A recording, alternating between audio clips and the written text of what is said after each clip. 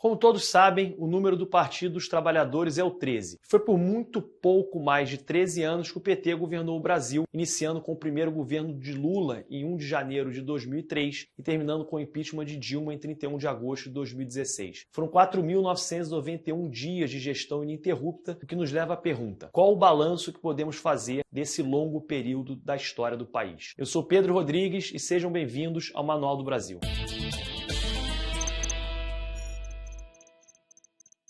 Para seus apoiadores, os governos do PT tiveram como marco o bom desempenho econômico aliado à redução da pobreza e da desigualdade social, com programas sociais como Bolsa Família e ganhos reais no salário mínimo. Argumentam assim que teria sido o governo que mais fez pela população pobre do nosso país. Por outro lado, os críticos, contudo, o governo petista teria sido marcado pela corrupção, com os escândalos do Mensalão, da Petrobras, entre outros, e pela ingerência do Estado na economia, culminando na grave crise econômica de 2014 a 2016, durante a gestão da ex-presidente Dilma. Há também aqueles que talvez prefiram separar a avaliação da gestão Lula da gestão Dilma. Afinal, enquanto o governo Lula terminou com aprovação recorde pela população, com mais de 80% de avaliação positiva, o governo de Dilma tinha já próximo, no final do seu mandato, 79% de avaliação ruim ou péssimo, praticamente invertendo a avaliação do seu padrinho político. De fato, quando observamos a economia, o resultado entregue por Lula é bem mais positivo do que de sua sucessora. O governo Lula registrou o maior crescimento do PIB em 2 décadas, em torno de 4% ao ano, e um crescimento total no período de quase 33%. Quando relativizado pela renda per capita, foi um crescimento de 23%. Lula também assumiu com a inflação de quase 13% e entregou o país com menos de 6%. Já Dilma entregou um crescimento total de apenas 1,6% do PIB ao longo de toda a sua gestão, 0,2%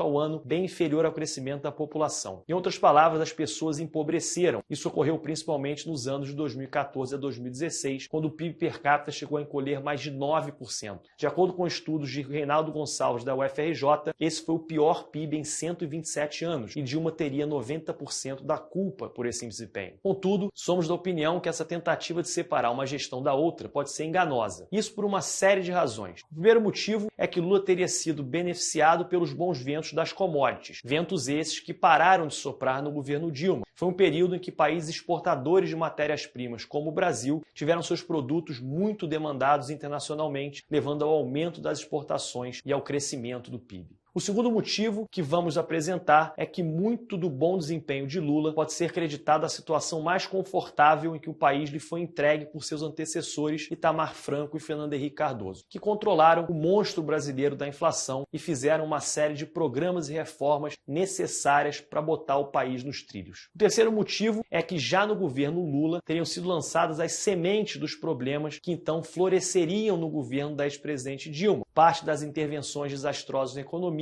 tal como o PAC, começaram no governo de Lula. O quarto motivo seria de que Lula não atacou o problema mais complexo da baixa produtividade, que é o que levaria ao crescimento sustentado de longo prazo do país, aquele que independe dos bons ou maus ventos econômicos. Vamos examinar em detalhes cada um desses pontos. Mas antes, se essa é a sua primeira vez aqui no nosso canal, não deixa de se inscrever apertando esse botão vermelho aqui embaixo. E para não correr o risco de perder os vídeos que a gente vai lançar nos próximos dias, já aperta o sininho. O primeiro ponto que tira parte dos méritos do governo Lula diz respeito ao boom das commodities. Commodities são matérias-primas como alimentos, petróleo e minerais. O boom ocorreu em grande parte devido à crescente demanda das economias emergentes, principalmente da China, por esses materiais e uma certa insegurança quanto à sua disponibilidade no longo prazo. Quando a China desacelerou em 2014, o ciclo chegou ao fim, coincidindo com a crise econômica e política da gestão da ex-presidente Dilma. O segundo motivo que apresentamos, e que é muito do crescimento econômico que vimos com Lula, foi na verdade mérito das gestões anteriores. Desde a década de 80, o Brasil conviveu com a chamada hiperinflação, ou seja, uma inflação fora do controle. Diversos planos por diversos governos foram elaborados para tentar controlar esse problema, tal como o Plano Verão, Plano Bresser e o Plano Collor, que chegou até mesmo a confiscar o dinheiro da poupança das pessoas. Contudo, a inflação somente conseguiu ser controlada com o Plano Real em 1994. O ponto aqui é simples. Sem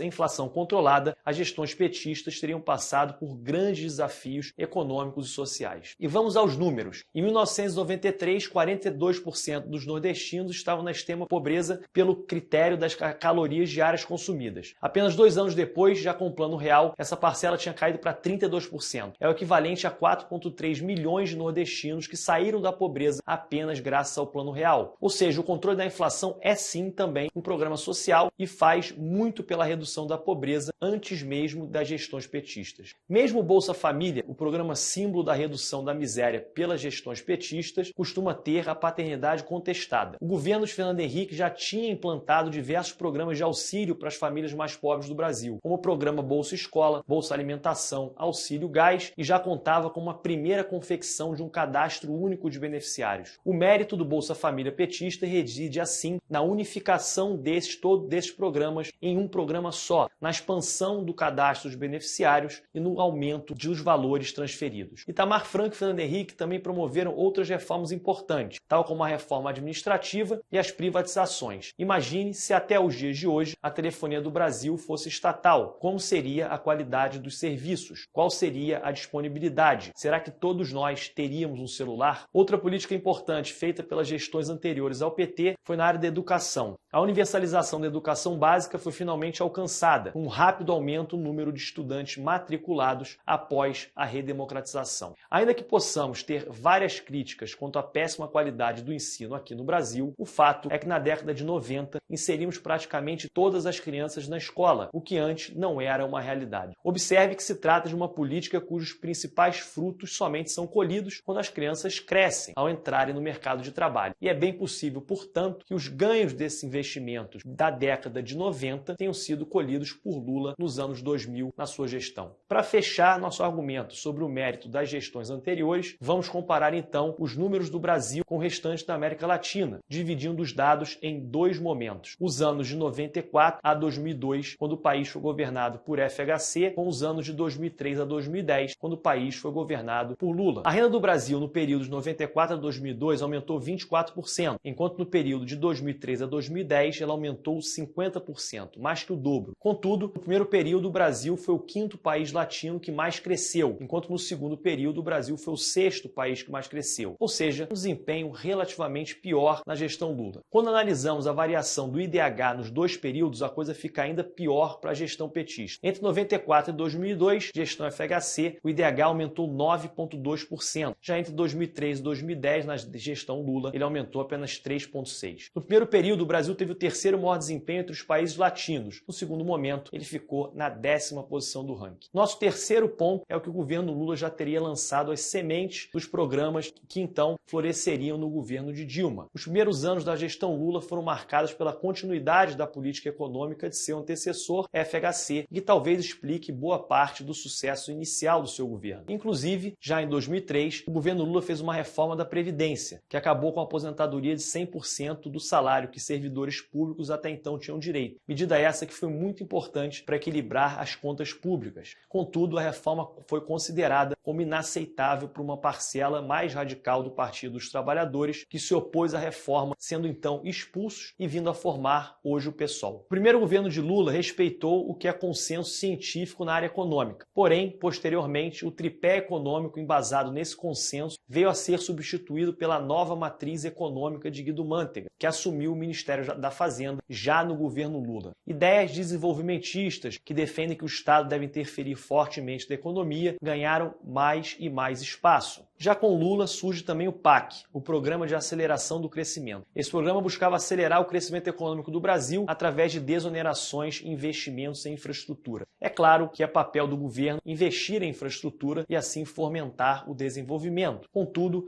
as obras do PAC foram cercadas por diversas polêmicas, tal como suspeitas de irregularidade no destino das verbas, obras paralisadas, inacabadas, além de seu possível uso eleitoral. Também começou nesse momento o despejo de dinheiro pelo BNDES para grandes capitalistas brasileiros, os famosos campeões nacionais. Vocês aí lembram do Ike Batista? Somente suas empresas, o famoso Grupo X, obtiveram mais de 10 bilhões de reais em empréstimos na época, mais de 15 bilhões em valores atuais, e isso você pode conferir no próprio site do BNDES. O ponto principal aqui é, apesar de todos esses estímulos, a taxa de investimento não melhorou, o crescimento não veio e a produtividade do país, que é o que mais importa, também não aconteceu. Vamos ao nosso quarto e último ponto, que é a baixa produtividade do país. De modo simplificado, produtividade é quanto produz cada trabalhador. O governo Lula conseguiu reduzir o desemprego, o que ajudou muito o PIB, mas as pessoas não se tornaram mais produtivas. Segundo o estudo da PUC do Rio, que comparou o Brasil com um grupo de países similares, entre 95 e 2002, tanto o Brasil quanto esses países praticamente estagnaram na produtividade. Contudo, depois de 2003, a produtividade dispara nos demais países, enquanto ela fica praticamente parada no Brasil. Um fator importante para determinar a produtividade do trabalhador é o chamado capital humano. Vários fatores entram aqui, mas os economistas consideram que a principal é a saúde do trabalhador, sua educação formal e o treinamento que recebe no trabalho. Quando observamos essas variáveis, o Brasil está melhor que os países do grupo de comparação, porém ficou para trás. Em 2012, o Brasil estava 35% pior nesse critério quando comparado a 2003. Já os países do grupo de comparação melhoraram 15%. No longo prazo, aumentar a produtividade é o que mais importa para crescer, independentemente dos bons ou maus ventos da economia internacional. E a principal coisa que o governo pode fazer para melhorar a produtividade é melhorar a educação. Vimos também que a universalização do ensino no período Fernando Henrique pode ter sido um dos fatores do bom desempenho econômico colhido pela gestão petista. Melhorar a educação teria sido o próximo desafio, que contudo não foi devidamente encarado pelas gestões de Lula e de Dilma. As gestões petistas costumam argumentar que fizeram muito pela educação. De fato, aumentaram os gastos com a educação, mas isso não resultou na melhora efetiva. Ou seja, passamos a gastar mais, só que com resultados piores. E para isso, basta a gente olhar a nota do Brasil no PISA, a Avaliação Mundial da Educação. De 2003 a 2012, tivemos alguma melhora na nota. De matemática, por exemplo, de 9,8% melhor. Uma melhora tímida das notas de ciência, 3,8%, e praticamente nenhum ganho na nota de leitura, apenas 1,7% todo o período. Lula também costuma citar que, apesar de não ter tido acesso à universidade, foi o presidente que mais criou universidades no país. Isso trata de uma meia-verdade, dado que parte dessas novas universidades foram apenas a conversão de escolas técnicas em universidades. Mas nossa principal crítica está justamente no foco excessivo no ensino universitário. O Brasil parece estar errando gravemente a priorizar o ensino universitário em detrimento do ensino técnico. Vale observar que a Alemanha é um país que investiu fortemente no ensino técnico e na integração dessas escolas com as empresas, os alunos começam a estagiar nas empresas e saem do ensino técnico muitas vezes já empregados. A qualidade da mão de obra na Alemanha, seu baixo desemprego e seu forte desempenho econômico parecem demonstrar que esse caminho faz todo sentido. O Brasil, nas gestões petistas, contudo, não priorizou o ensino técnico em favor do ensino médio. Ainda falando de programas voltados aos universitários, talvez tenhamos nessa área o maior absurdo da gestão petista, o programa Ciência Sem Fronteiras, que ficou conhecido pela piadinha Viagem Sem Fronteiras. Bilhões foram gastos para enviar alunos de graduação para o exterior sem absolutamente nenhum mecanismo de avaliação do projeto.